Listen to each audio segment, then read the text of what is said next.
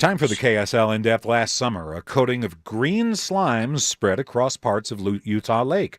Toxic algae. But rewind the clock 100 years or so, Utah Lake looked a lot better. Its shores weren't choked with weeds. It was full of native fish. Today, state lawmakers started talking about making Utah Lake great again. Ellis is executive director of the Utah Lake Commission.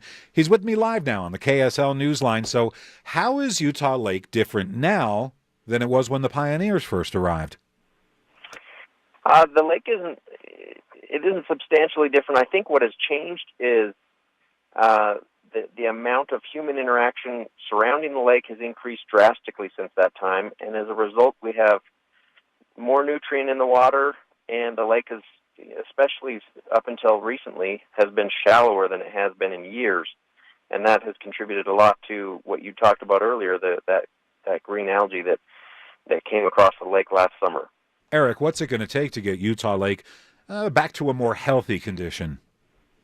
As the resolution that was passed today indicated, what we need is more comprehensive solutions to really address the big issues on Utah Lake. We have had great support from the legislature, great support from local communities at tackling these issues in an incremental way, and I think what we really need is a joint effort to really hit these issues hard and take care of them in a single large effort. Did the legislature decide to actually do anything? Like, we're going to add this to the lake, we're going to change that shoreline, or was it just talk about finding solutions? Representative McKell, the sponsor of the resolution, specifically pointed out, he said, this is no longer going to be a bucket list item. Bucket list items are things that we don't usually end up doing. It's time for us to really buckle down and make this happen.